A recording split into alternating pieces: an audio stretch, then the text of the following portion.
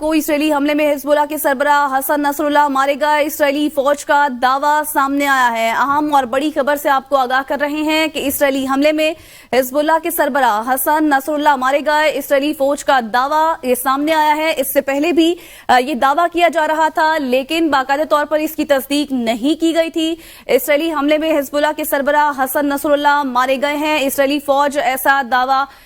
कर रही है, जबकि हिजबुल्लाह ने अभी इस चीज की तस्दीक नहीं की है। ये इसराइली फौज का दावा इस वक्त सामने आ रहा है। इसराइली हमले में हिजबुल्लाह के सरबराह हसन नसरुल्लाह मारे गए हैं। इसराइली फौज इस चीज का दावा कर रही है, लेकिन हिजबुल्लाह ने अभी इस चीज की तस्दीक या दावा नहीं किया है। इससे पहले भी इसराइली मीडिया इस चीज का दावा कर रहा था कि हसन नसरुल्लाह जो है वो हमले में मारे गए हैं, लेकिन जो है बाकायदा तौर पर इस चीज की तस्दीक नहीं की गई थी हिजबुल्लाह की जानिब से। और अभी एक बार फिर से इसराइली फौज इस चीज का दावा कर रही है कि इसराइली हमले में हिजबुल्लाह के सरबराह हसन नसरुल्लाह मारे गए हैं, लेकिन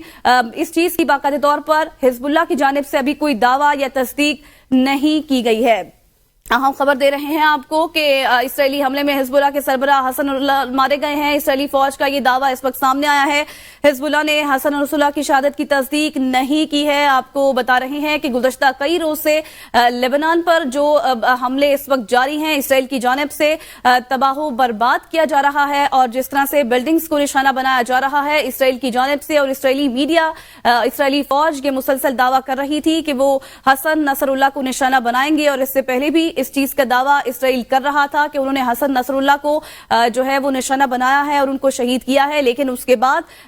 हिजबुल्लाह की जानिब से ये कहा गया था कि वो बिल्कुल ठीक हैं और सेहतमंद हैं। लेकिन अब दोबारा से इसराइली फौज के दावा कर रहा है कि हसन नसरुल्लाह इसराइली हमले में मारे गए हैं, लेकिन हिजबुल्लाह ने इसकी अभी तस्दीक नहीं की है। इसराइली हमले में हिजबुल्लाह के सरबराह हसन नसरुल्लाह मारे गए, इसराइली फौज का ये दावा सामने आया है। हिजबुल्लाह ने हसन नसरुल्लाह की शहादत की तस्दीक नहीं की है। अहम खबर दे रहे हैं आपको, इसराइली हमले में हिजबुल्लाह के सरबराह हसन नसरुल्लाह मारे गए हैं, ऐसा दावा किया जा रहा है इसराइली फौज की जानिब से, लेकिन हिजबुल्लाह की जानिब से इस चीज की अभी तक तस्दीक सामने नहीं आई है। आपको बताएं कि लेबनान पर जिस तरह से हमले जारी हैं, इसराइली बर्बरियत जारी है, सबसे पहले फलस्तीन और उसके बाद अब लेबनान पर गुज़श्ता कई रोज से एक हफ्ते के दौरान हमने देखा कि एक बड़ी तादाद में बच्चे, बड़े और बूढ़े जो है वो इस चीज का निशाना बने हैं इसराइली बर्बरियत का। और ये एक्सपर्ट्स की जानिब से इस चीज की तवक्को जाहिर की जा रही थी, जबकि आज अक़वाम मुत्तहिदा की जनरल असम्बली में वज़ीर आज़म शहबाज शरीफ की जानिब से भी खिताब किया गया और उन्होंने कहा कि जिस तरह से खून रेजी हो रही है इसको रोकना होगा और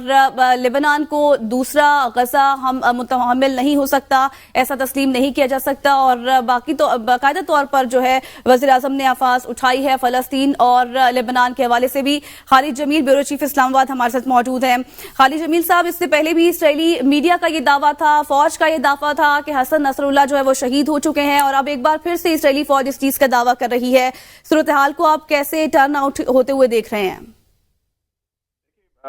इस वक्त जो सूरत हाल है बिलखसूस का महवर और मरकज जो है वो फलस्तीन है, और जहाँ पे इसराइल जो है कि पिछली 5-7 दहाइयों से मुसलसल मजालिम ढा रहा है, और अभी जो है कि वो फलस्तीन से निकल कर जो है कि अब लबनान और दीगर जो हमसाया ममालिक हैं वहां पर भी हमले मुसलसल किए जा रहे हैं। और इसमें पाकिस्तान का हमेशा से असूली मौक़िफ़ यही रहा है कि पाकिस्तान इसराइल को उस वक्त तक तस्लीम नहीं करेगा, और ये कायद-ए-आज़म मोहम्मद अली जिन्ना जो बानी पाकिस्तान थे, ये उनकी स्टेटेड पॉलिसी थी कि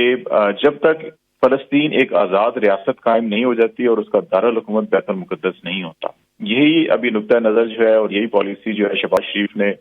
यूनाइटेड नेशन जनरल असम्बली के अंदर खिताब के अंदर बात की है। दूसरी तरफ अगर आप फलस्तीन के अंदर जो मजालिम इस वक्त चल रहे हैं, और अब वो जो जारियत है इसराइल की, वो खुल्लम खुल्ला जारियत वो फलस्तीन से निकल कर जो है लबनान और दीगर ममालिक तक फैल चुकी है।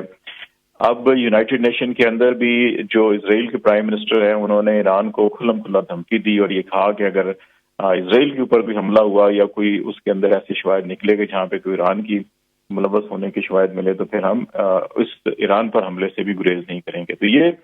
चीजें जो है कि सिर्फ इस अगर फलस्तीन के मामले को देखें तो ये उम्मत मुसलमा का नहीं है, ये मिडल ईस्ट का मसला नहीं है, बल्कि ये आलमी अमन का मसला है कि इसराइल की ये जारियत जो है कि ये इंसानी और इंसानियत पर हमले के मुतरादिफ है, और जिस अंदाज के अंदर वहाँ पे बच्चों को, ख्वातीन को, बूढ़ों को, बुजुर्गों को, अस्पतालों को, तालीमी इदारों को निशाना बनाया जा रहा है, अगर तो मकसद जो है कि